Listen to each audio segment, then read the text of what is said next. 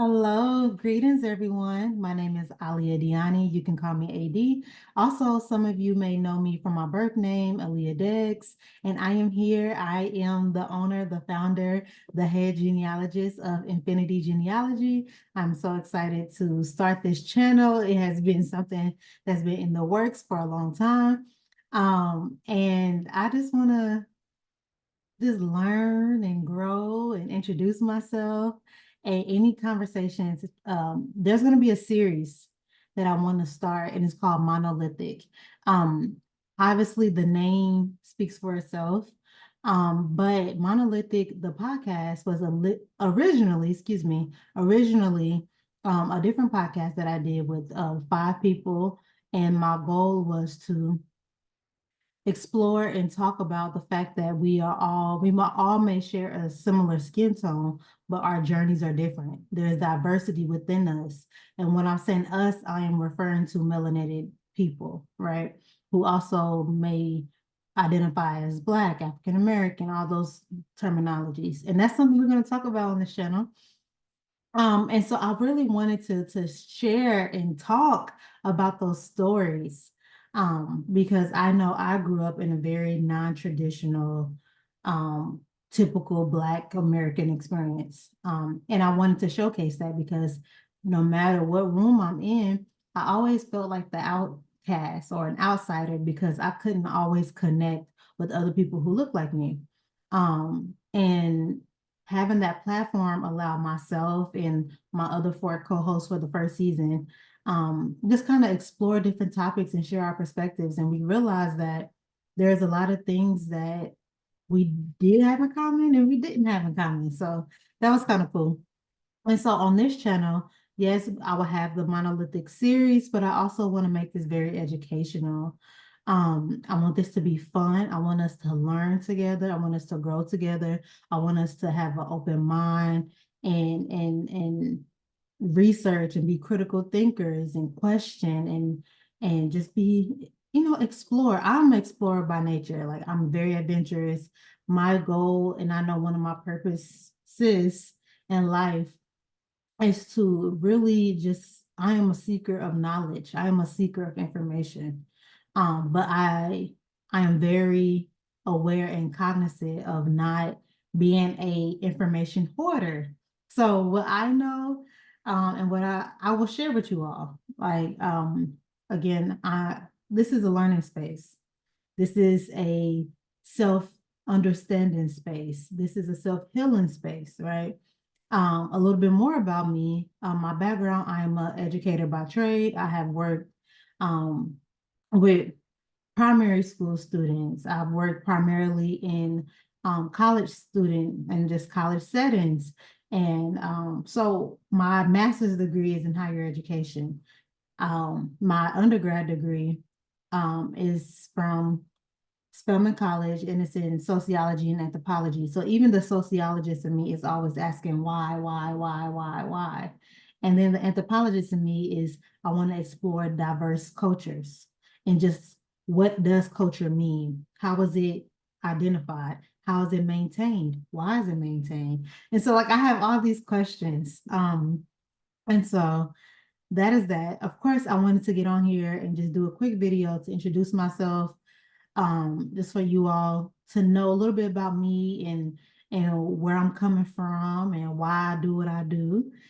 So let's start, take it to the beginning. Okay, I gave you a little bit of pieces here and there.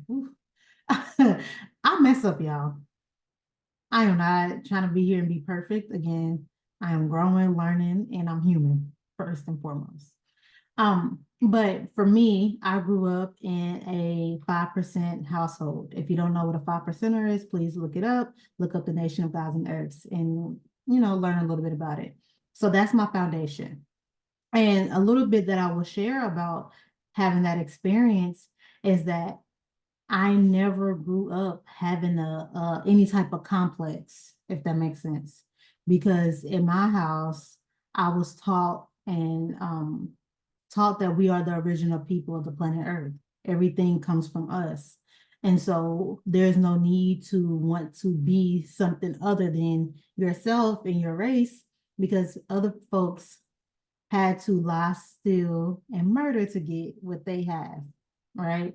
And that's not, and I'm saying this in the most simplistic way that I can. Um, but as a kid, that was my understanding of it. Of course, it goes, it's a deep culture. There's, they have their own language, their own alphabet. It's a culture within itself. Um, and it is truly my foundation. Like, although I'm not a member, it is the root and again the foundation of how I see the world. And it was very important for me to have that upbringing again because it instilled confidence in me from day one. And it taught me self-study from day one. Like my father, yeah, I love my parents. I am a daddy's girl through and through. And my dad didn't go to school or didn't finish his college experience, but I always saw him reading. He would read 3 and 4 books at a time. And I was always fascinated by that. Like, and that allowed me to see that education is not always formal education. You can be, you can learn from anything. And I really just admired the fact that he would just read all the time and grow and learn. And he was also a seeker. And I feel like that's why my dad and I connect so tight because um he sees a lot of himself in me and I see a lot of myself in him. Like we kind of mirror each other in some capacities. Sorry, y'all, it's a gnat over here.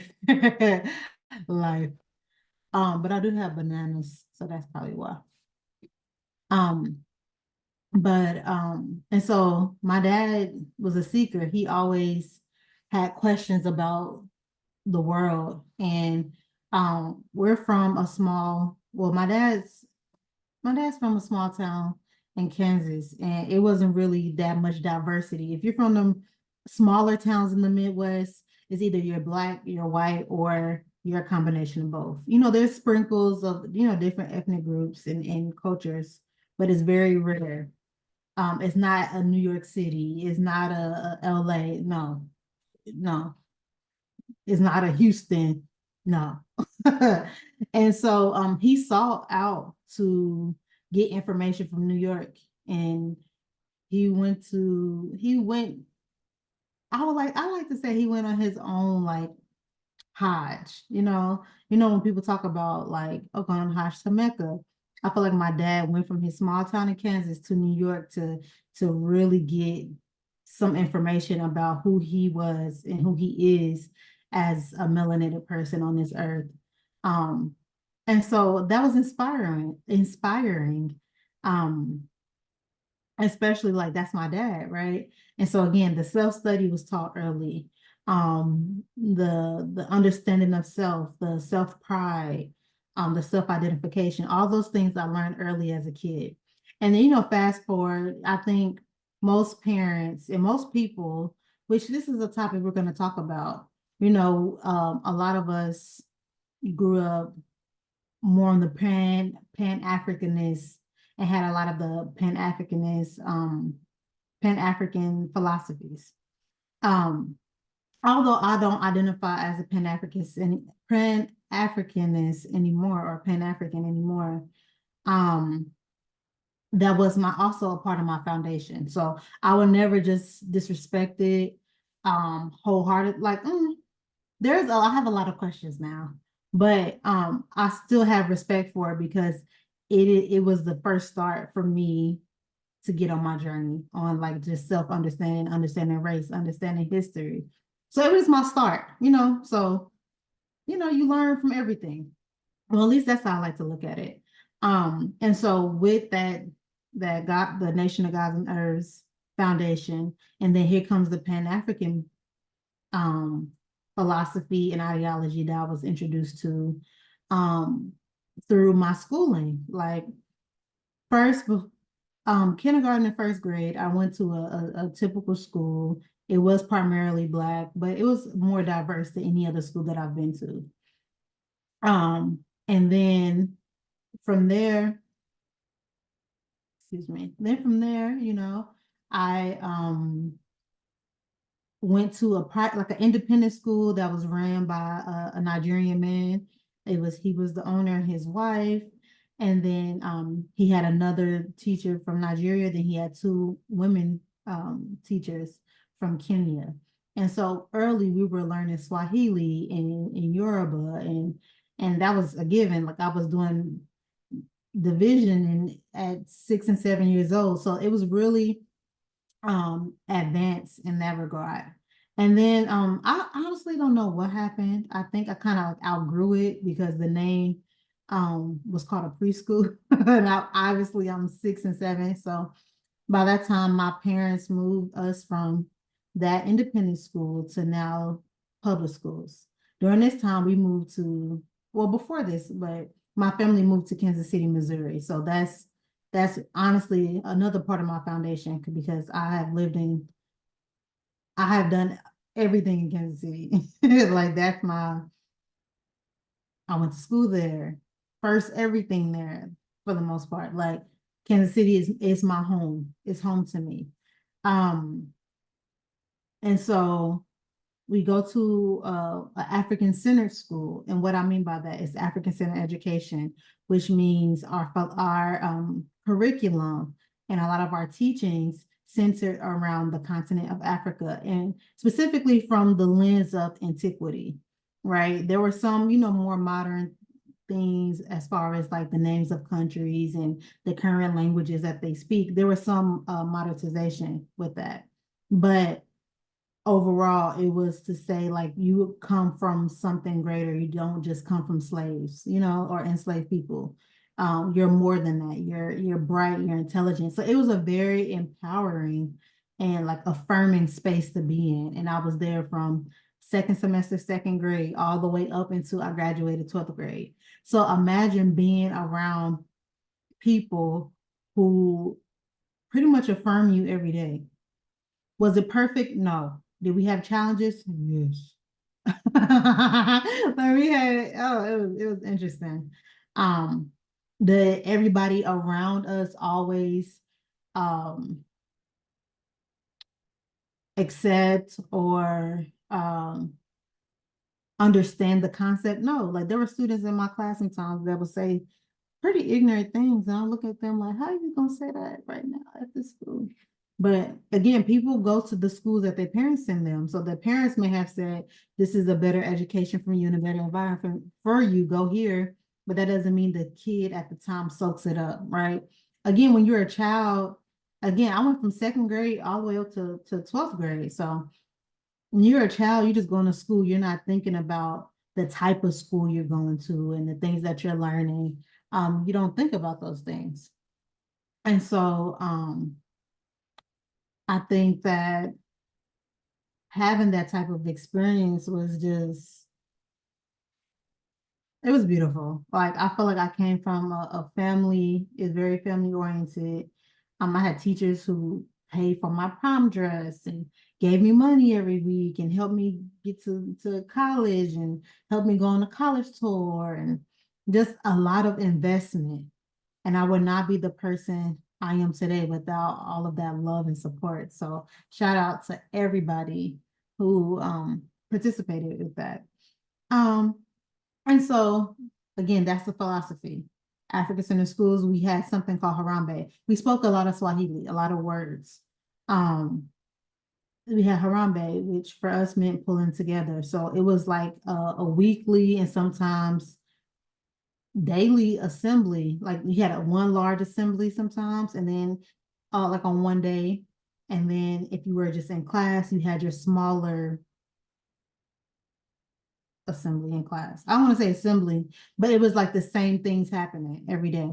And so in Harambe, um, I don't I'm trying to find like common words to explain it because you just have to be there. Like I can't explain this, but as I got into high school, I used to lead Harambe and I loved it. People, used to hate, but now they like, man, I miss Harambe. I'm like, I know, like Harambe was fire.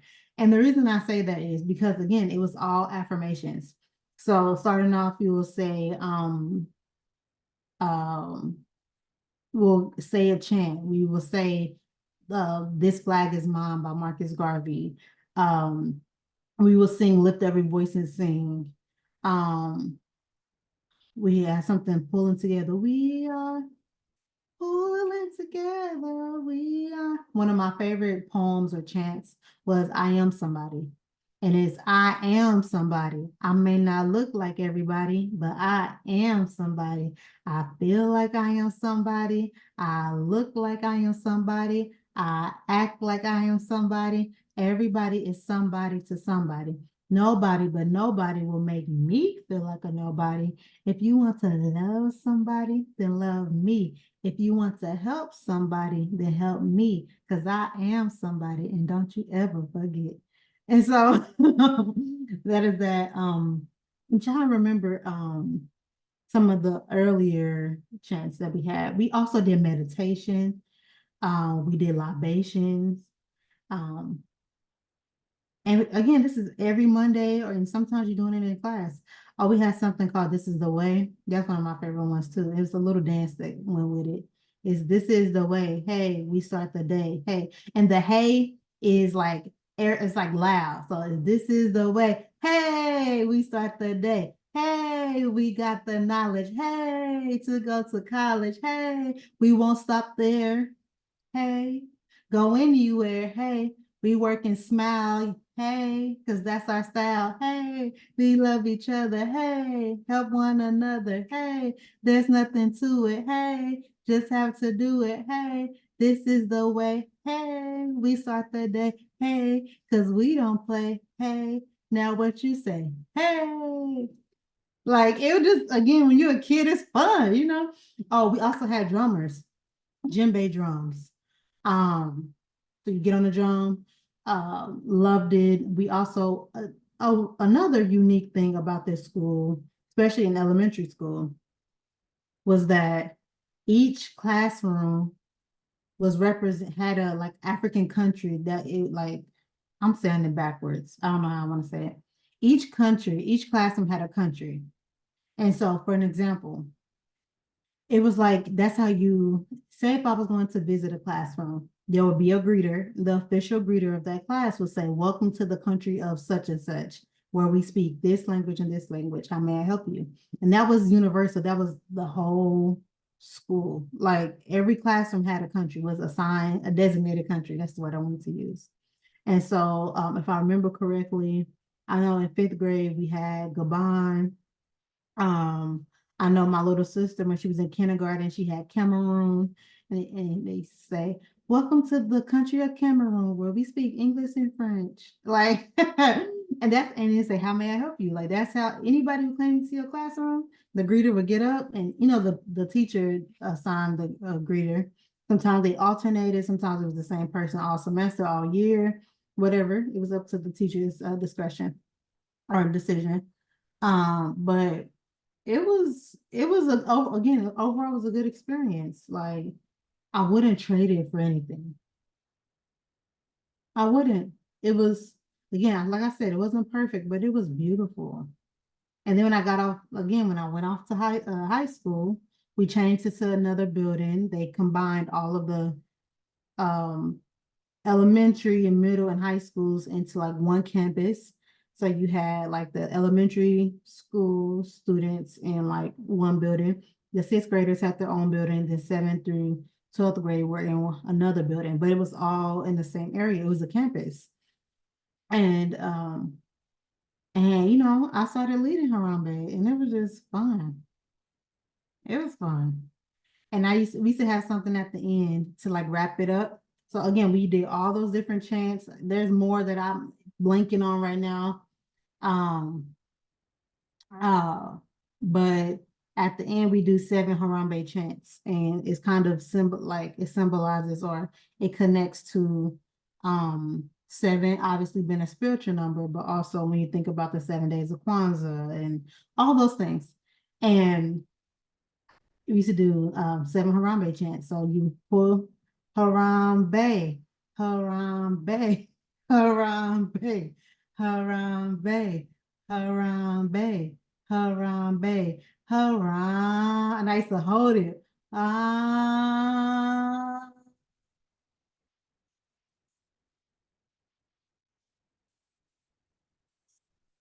Bae. And I'm on Zoom, so it's like, hey, is there audio? Is there music? No, it's just me. They gave it like a notification at the top, but it was just so fun. And I used to hold it longer than that. Right now, I'm just a little sleepy. Um, but it used to be a vibe. We used to have a good time, and the people used to make up or write, uh, change the lyrics to a popular song at the time, and they will perform it, or we would perform it. It was just fun, and I didn't realize that we were literally affirming ourselves every day. Like sometimes when I think about it, I get emotional because I think we took those moments for granted. I feel like I didn't, but I wish that I could just like I wish that was in a time capsule, and whenever I just needed a little pick me up, I could just do it. I mean, I still do it, but anyway. So that's the foundation. Again, 5% household, um, African centered schools, and that's kind of how I learn, and that's kind of how and why I think a certain way. Um, and I think we're going to talk about this in a later episode for sure. But because of that constant affirmation, I feel that people are intimidated by me a little bit. And I don't like that. Like, but because they're not used to a person like me, a person, people have their own ideas and ideals of how a person should be or supposed to be because of society's standards and norms.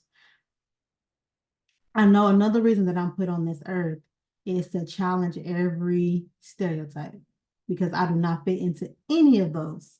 Anytime you think a person's supposed to do something, that wasn't my experience. Oh, you did? No, I didn't. Like, again, Black American here, truly Indigenous American here, Aboriginal, but I didn't grow up in the church. Wasn't an experience. I've already been to church 5 times, not including weddings and funerals. It's just like a service, less than 5 times. Um, I can think of two off the top of my head right now. And I remember going to choir rehearsal with a family friend. Yeah. I've been to Kingdom Hall more than I went to actual church because my maternal grandmother is a Jehovah's Witness. And if you go into her house, you got to go to Kingdom Hall. But one thing that I will say my parents did a great job of, specifically again, my dad, he made sure we were exposed to a lot of things. Even if we couldn't always travel, he made sure that, we had a traveling book in the house. We had different recipe books from different countries in the house. We ate a lot. Like you would have thought we were Caribbean because we ate a lot of rice and beans, a lot of rice and peas, a lot of plantain. Well, we used to call it plantain. Now I know how to say it right. Plantains. We had sofritos. Like we had that in my house. We ate avocados a lot. Like my dad kind of loved that style of cooking. Oh, he made this Dominican rice that I just love. It's rice and sardines with a tomato like base and paste. And sometimes he'll chop up some celery and stuff in it. It's so good. I need him to make some. Okay, just those memories. Uh, and so yeah, that's kind of the foundation of it all. And as we I don't know how often I want to post or anything like that, but I just wanted you all to know a little bit more about me and kind of my perspective where I'm coming from. And I will reiterate that I am no longer Pan-Africanist, and I will share why. Um, because I have a lot of questions and a lot of things contradict itself. And as I'm doing my own genealogy, let's tie it back. As I'm doing my own genealogy and learning more about my family and the history, things are not making sense. Some things are contradicting each other in itself. Um, Sometimes I'll be fighting for words, y'all. I'll be wanting to say one word, but then a different one comes out. It is what it is. Um, and so yeah, it's I'm just learning and growing here. I love genealogy, and I loved it since I was 8 years old. People are like, how do you know?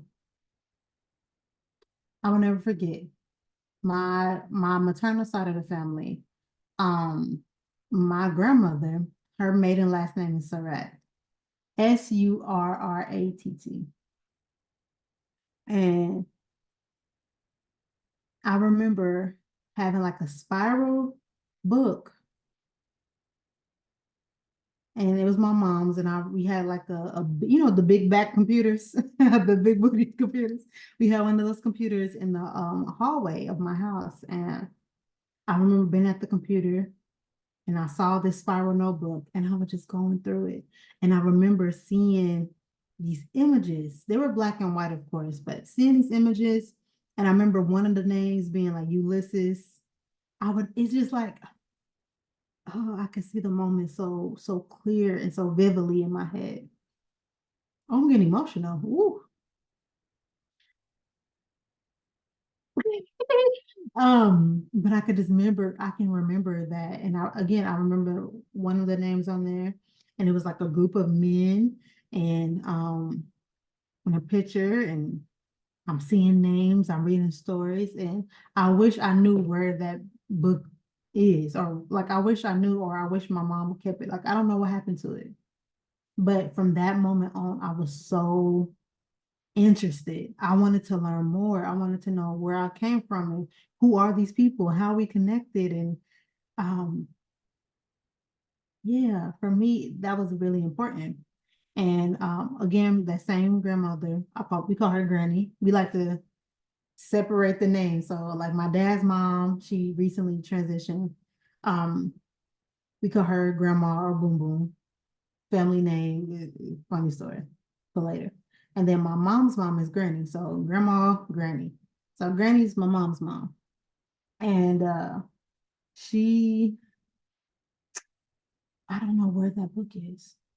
And so again, I just kind of been on a quest to like learn more, and I really value relationships. And every summer we'll go back to that small town in Kansas, and we'll spend the summers with our grandparents because both sides of my family are from that town. Um, and so like that was important.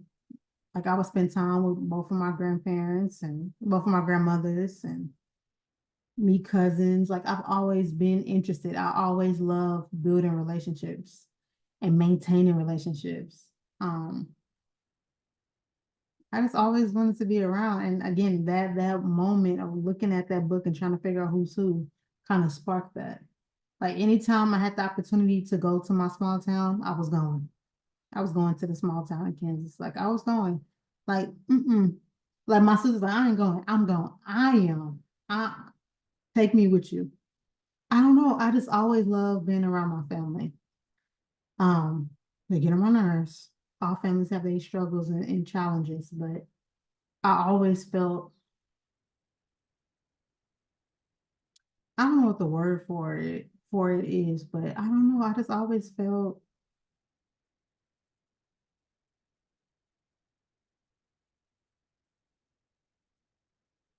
like something, like again, we moved away, so we didn't always see our family daily. It was a special occasion, or it was a summer or something like that. So the moments I had with them, I tried to hold them to them tight. Like I cherish those moments. And I think again, when you grow up having, like my grandmother has never taken me to school. Um, it wasn't I wasn't going to my grandmother's house, neither one of my grandmothers after school. So it's certain things like I didn't have that experience. But in the summertime, where we going, where we doing, I'm under you, I'm by you, we having a good time together. And so yeah, that's a little bit more about me and how I started genealogy. And quickly, I said this was gonna be short, but I guess it's not. You know, we're just freeballing right here, just freestyling. Um, I remember oh, I think I lost my train of thought. Oh, so another thing, when I discovered anthropology in undergrad, well, before undergrad, I used to be, oh, another part of this school, the African Center School, was that we had African and Caribbean dance. And so again, we primarily focus on West Africa. And I didn't say this part earlier that I should have said was a key component was Egypt, Kemet, and the principles of Mayat. So keeping that at the forefront of the philosophy. And so with the Caribbean and West African dance, I used to be a dancer. We traveled to St. Louis and a few other places to dance and competitions, and I thought I was going to be a professional dancer. I don't know why, because I could not remember a routine. Like once I got it, I got it. But if you want me to pick it up quick, it's not happening. But I was really flexible and I was very determined. Um, And so I thrived in that space because also like African dance is free. Like, ballet is more posture up, and that's not me as a person. Um, and I didn't like it. I tried off so many types of dance. I tried ballet, I didn't like it. Tap, jazz, what else? Trying to think of something else. Modern, contemporary, everything. But I loved African dance. I loved it. Like again, it was so free. You could just have a smile on your face. You can get low if you want to. You didn't wear no shoes. It was just you in the earth or the concrete, or not the concrete, but the floor. But it just felt. And then it was multiple body parts moving at the same time. And then there's points. My first dance teacher. Her name is Terry Brown. Shout out to Ema Terry. Ema means Miss. Ema Terry, her technique was Catherine Dunham, the Dunham technique. And the technique really isolations are like the core of it. So instead of moving everything, you're just gonna move your shoulders. You're just gonna walk down the floor, moving your shoulders only. And then you're gonna contract and release going down. See, like some of the stuff is just muscle, like I can um And so she always made us do papers on the techniques, the women, the choreographers we met, or that we were working with. And Catherine Dunham was an anthropologist, and then I did one on Pearl Premise, anthropologist. So in my head, I'm like, well, if I'm not going to be a dancer, I want to do something dancer related. And all these women that I'm learning about who are also choreographers and dancers, they're anthropologists. And then I started learning about Zora Neale Hurston, anthropologist. And then the schools that I was considering, one of my mentors, she didn't tell me not to have anthropology as a major. Instead, she encouraged me to do research. And then I learned about Janetta B. Cole, who was the Spelman of the president of Spelman College and Bennett College, the two historically Black women's colleges. I actually wrote a paper on that topic, historically Black women's colleges, HBWCs. But after seeing these different types of women um, in anthropology, I knew that was for me. And so I'm sharing that to say with my anthropology, I had no intentions of doing sociology too, but Spelman I ended up going to Spelman. So at the time, they still do. Sociology and anthropology was a combined department. So I'm like, well, I might as well do both if I'm going to be having the same teachers anyway. I'm just going to do anthropology, sociology and anthropology, not just anthropology. Um, and so all of my research focused on family structures, kinships, family dynamics. My senior thesis was on mother-daughter relationships. Like, so again, I'm sharing all of this to let you all know, like, family and understanding of family and relation has always been in the fabric of who I am, always been in the thread of who I am and what I'm interested in and how I view life. And so, again, on this channel, we're going to be talking about everything, even the uncomfortable, because how are we supposed to learn and grow if we're just going to stay in our comfort zone? We have to go out of it. And I don't want to come on here and be preachy, but again, I want to challenge narratives. Um, I always tell people, like, I am the counter narrative. Like I said earlier, Like I want to hear more counter narratives because, like I said, with the podcast, we're not a monolithic group. We are mixed up in so many different ways. And just because a person looks like something to the eye doesn't mean that they don't have history and ancestry and siblings and cousins and grandparents who look different. You know how genetics work. We get what we get. And people shouldn't have to prove who they are because this, excuse me. Oh, people shouldn't have to prove who they are because nobody else gets asked those same questions. It's only if you are a melanated, especially if you're a deep melanated person like myself, anything outside of saying I'm black only, people are going to question it. And I used to get offended, but now it's more so of that is their understanding of race. That's not mine. Because I also know how this race game works, and we're going to talk about it. So thank you all for tuning in. Again, welcome to Infinity Genealogy. Excuse me. Welcome to Infinity Genealogy. Again, I ain't perfect, y'all. We're gonna make mistakes. I don't want none of this to be, yes, I want to be professional, of course, but I don't want to get into respectability politics so much. Like we're gonna be ourselves, we're gonna learn and learn to accept and just grow with ourselves. Like I couldn't ask for anything more. So again, thank you for coming to my channel.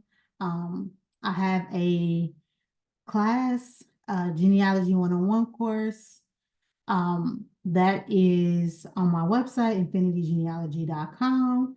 You go under the store in the shop area, you click the down arrow, you'll see genealogy courses. So I'm hoping to start some new classes soon to talk a little bit more about indigenous ancestry and heritage. See how I wanted to say heritage first, but ancestry came out first. To talk about that and to really just we learning, we learning, big baby. So yeah, thank you all. Have a good one, and I'll talk to you soon. Bye.